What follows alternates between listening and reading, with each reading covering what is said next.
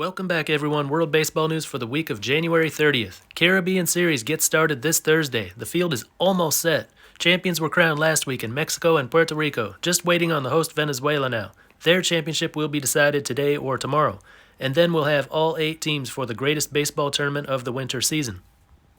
There was also a new champion crowned in Nicaragua. 2 teams advanced to the championship series in Australia, which will be played this weekend. And a few teams in Japan and Taiwan made some off-season acquisitions. But as usual, we start with some WBC news. Team Cuba became the latest team to release their final 30-man roster for the WBC, a much-anticipated roster as this is the first ever WBC roster for Cuba to feature active major league players who defected from the island. The roster features 5 MLB players, 4 from NPB, 7 from the LMB, 1 AAA player, 4 free agents, and 9 from the Cuban National Series. Potential starting lineup: outfield, Yohanis Cespedes, Luis Robert, Roel Santos. Infield, Yohan Moncada, Erisbel Arwe Barrena, Andy Ibanez, and Yadier Drake. DH, Alfredo Despine. Catcher, Lorenzo Quintana. Possible rotation: Roanis Elias, Elian Leyva, Ronald Bolaños, Yoen Niera. Other pitchers include Levan Moanello and Rydel Martinez, both good pitchers in NPB. Some other hitters from NPB too, like Urisbel Graciel and Ariel Martinez. Of course, a preview for Team Cuba is coming up. That video should be out this Friday. I said last week that it was doubtful Ronald Acuna Jr. would take the field for Venezuela. Hours after putting up that video, it became official. Though he'd like to be there, Acuna will not be able to play. And there's been some drama with him. He returned to play for Tiburones de la Guaira in the Venezuelan Winter League as their championship started last week. Played in games 1 and 2 on the road in Caracas. Hit a home run in Game 2, then announced in the middle of the game that he was retiring from the Venezuelan League. Apparently, his family had been attacked in the stands at the ballpark. After that, he also deleted his Instagram. Aroldis Chapman has been added to the preliminary roster for Great Britain. Seems confusing at first. He's Cuban and a U.S. citizen, but his family comes from Jamaica. Parents were born there while it was still a British colony, which makes him eligible to be a UK citizen. We haven't heard anything from Chapman yet, but others have said it's unlikely he'll actually play for Britain. He just signed with the Royals last week. If he does play, it might make up for the potential loss of their biggest star, Jazz Chisholm. Since Chisholm was on the IL for more than 60 days in 2022, the Marlins will be able to block his participation, though no official decision has been made either way yet. Another big decommit, Nick Martinez will not pitch for Team USA. He said he felt it would be unfair to his teammates if he risks opening the season not fully built up as a starter. Martinez was a member of Team USA at the last Olympics, where they won a silver medal. 22-year-old outfielder Jose Ramos has been given the okay by the Dodgers organization to compete for Team Panama. In high single-A Great Lakes last year, he played in 95 games, slashing .240, .322, .467 with 19 home runs. He's the number 8 prospect in the Dodgers system. After a 68-game regular season and playoffs involving 8 teams and 7 best-of-4 series, there is only one team left standing. At the start of last week, Cañeros de los Mochis held a 2-0 lead over Algodoneros de Guasave in the LMP Final Series. Game 3 Tuesday, Algodoneros showed they were not going down without a fight, 10-0 over Cañeros. Matt Pobereco struck out 9 batters through 6 shutout innings with only 1 hit for the win. Cañeros were held to just 2 hits for the day. That made it a 2-1 series. Game 4 Wednesday, it was Algodoneros that had trouble hitting the ball. They were held to 1 run on 5 hits, as Cañeros won the game 4-1 and took a 3-1 lead in the series. Game 5 Thursday, Algodoneros outfielder Julio Ornelas hit a solo homer in the 8th to break a 1-1 tie, and that would be the shot that kept them alive. Algodoneros won this one 2-1 to keep the series going and send it to Game 6. Saturday, Game 6, Cañeros back at home got 7 scoreless with only 1 hit allowed from starting pitcher Nick Struck. Fabian Cota threw the last 2 innings, no runs, only 2 hits. Cañeros scored 3 in the 3rd, 2 more in the 5th, for a 5-0 win, 4-2 series win. And Cañeros de los Mochis are your 2022-23 LMP champions. This team finished dead last in both halves of last season and the season before that. They had not made the playoffs since the 2018-19 season, a team that had been getting used to losing. This year they were second-half champions, number 2 seed for the playoffs, and won the LMP title. In more than 60 years in the LMP, this was only their 4th league title, and their first since 2003. They now move on to the Caribbean Series, which they have never won before. Juan Uriarte was named MVP for the final series. In 6 games, he went 10 out of 21 for a .476 average, with 6 batted in. The LBPRC in Puerto Rico crowned its champion for the 2022-23 season in the middle of last week. Heading into the week, Gigantes de Carolina held a 3-2 lead in the series over Indios de Mayagüez, one win away from the title. Game 6 Tuesday, game was tied 1-1 in the bottom of the ninth when Jeremy Rivera hit a walk-off RBI double to win it for Indios, 2-1, and send the series to a final Game 7. Game 7 on Wednesday, Indios took an early lead and held Gigantes scoreless through 8 innings. Down 2-0 in the ninth, Gigantes put one on the board, but couldn't get another one. Indios held on for a 2-1 win, same score as the night before, and for the first time since 2014 are LBPRC champions and headed to the Caribbean Series. They'll be looking for their third Caribbean Series title to go along with their 19 championships in the Puerto Rican League.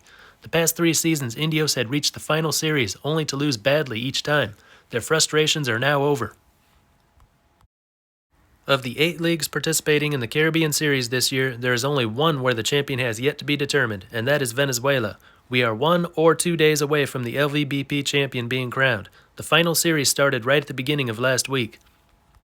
Game 1 on Monday, Leones took an 8-3 lead into the ninth. Tiburones gave them a scare, though. They scored 3 runs and had 2 runners in scoring position when the final out was recorded. Leones won 8-6 to take a 1-0 lead in the series. Game 2 Tuesday, Leones jumped out to an early 3-0 lead. Tiburones scored 4 in the third on a pair of home runs, led 5-3 after 4. But Leones scored 5 in the next 2 innings. Isaias Tejeda batted in 5 runs on 3 hits, as Leones came out on top 8-5 for a 2-0 series lead. Game 3 Thursday, Tiburones got 6 scoreless from Eric Leal as they cruised to a 7-1 win to make it a 2-1 series. Game 4 Friday, Tiburones grabbed the early lead and never let go of it. Alcides Escobar drove in 2 runs on 2 hits, and Tiburones rolled 8-2 to tie the series up at 2. Game 5 Saturday, first score of the game came on a second-inning grand slam from Leones third baseman Gabriel Noriega. Leones went up 4-0 and never lost the lead. They went on to win 7-2 to grab a 3-2 lead in the series. Game 6 is today. Game 7, if necessary, will be on Tuesday. Leones need 1 more to win it, and they've got the last 2 at home in Caracas. We have a new champion in Nicaragua. The final series wrapped up over the weekend. Going into last week, Indios del Bor and Gigantes de Rivas were tied up 1-1 in the best-of-7 championship series. Here's how it all turned out.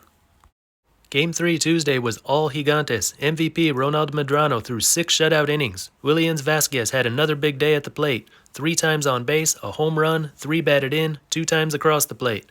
Gigantes won 11-0 for a 2-1 lead in the series. Game 4 Wednesday, Indios turned to dominate. Ruby Silva and Edamar Rafaela each had 4 hits. Indios won 10-3 to tie the series at 2 apiece.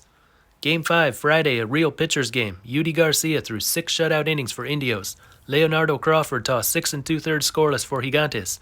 In the 8th, Indios third baseman Manuel Geraldo hit a solo shot over the fence for the game's only run. Indios won 1-0 to take a 3-2 lead in the series. Game 6 Saturday, both teams got good starts from their pitchers. For Indios, Luis Ramirez threw 8 innings, 2 runs, and 11 Ks.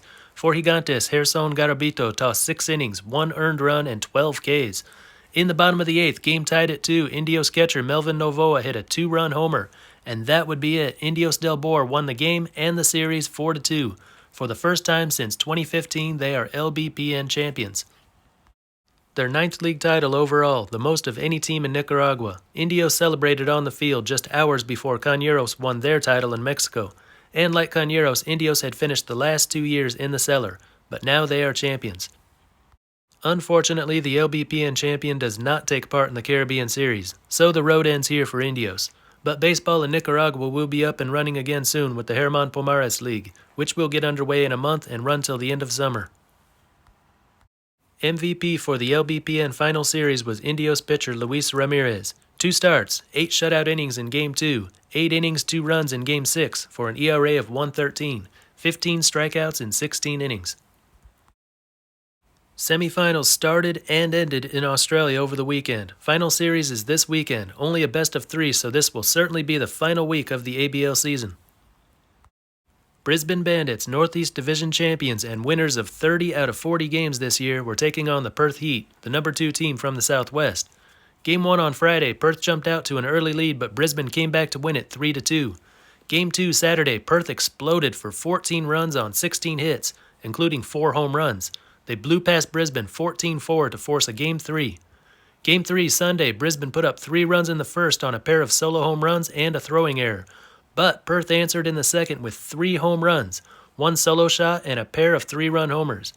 Brisbane kept clawing their way back, but every time they did, Perth always had an answer for it. Perth 10-8 for a 2-1 series win. Brisbane, the best team during the regular season, at times look like the best team ever, are done for the season. In the other semifinal series, Southwest champion Adelaide Giants were taking on the Auckland Tuatara, the number 2 team from the Northeast. Game 1 Friday, Adelaide scored 3 runs in the 8th to regain the lead and take the first game 5-3. Saturday's game was rained out, so Game 2 was moved to Sunday. Auckland got solo home runs from Greg Cullen and Matt Feinstein. 3 pitchers combined for a shutout. Auckland 2-0 to tie the series at 1 and force a Game 3. That would take place as the second game of a doubleheader on Sunday. Adelaide scored 2 runs in the 3rd, 2 more in the 5th. 3 pitchers combined to shut out Auckland through the first 7 innings. Auckland did score 2 in the late innings to make it close, but Adelaide hung on for a 4-2 win and a 2-1 win in the series. That means the ABL Championship Series will be the Perth Heat versus the Adelaide Giants. Perth was ABL champion in 4 of the first 5 ABL seasons from 2011 to 2015. Their last appearance in the ABL final was in 2019 when they were swept by Brisbane in 2 games. Adelaide has never won the championship series. They are 4-time runners-up. Last time was in 2020 when they were swept by Melbourne. This will in fact be a rematch of the first ABL Championship Series after the league was relaunched. In 2011, Perth won the first championship of the new ABL, beating Adelaide 2-1. And let's end it with some news from the Asian leagues. First in NPB, Hirokazu Sawamura is headed back to Japan to play for the team he last played for. The Chiba Lotte Marines have welcomed back the 34-year-old right-handed reliever after 2 years with the Boston Red Sox. In 2 years, 104 games, he had an ERA of .339 and a whip of .1437. In 2020, his last year in NPB, he had an ERA over 6 in 13 appearances with the Giants, but then went to the Marines at midseason and had a .171 ERA in 22 games. And a couple signings in the CPBL. The Rakuten Monkeys have signed 32-year-old right-hander Brooks Hall for the upcoming season. Hall played independent ball in Lancaster last summer with a record of 6-1, ERA .297, in 12 starts, 63 innings. Just this winter, he was pitching in Lidom for Tigres del Licey, where he threw 31 innings and 8 starts with an ERA of .284. The Fubon Guardians signed 30-year-old lefty Matthew Kent. He pitched at AAA Jacksonville last year, threw 144 innings with an ERA of .499, whip .1420. And the Weichuan Dragons are bringing back their trio of foreign pitchers. Jake Brigham, 12-9 with a .271 ERA in 29 starts. Brian Woodall, .228 ERA in 47 games, 83 innings, mostly in relief. Andrew Gagnon, 12-6 with a .268 ERA in 28 starts. Dragons made the playoffs last year, and these were 3 big reasons why. And that's all for this one. Until next time, this is Baseball International. See ya.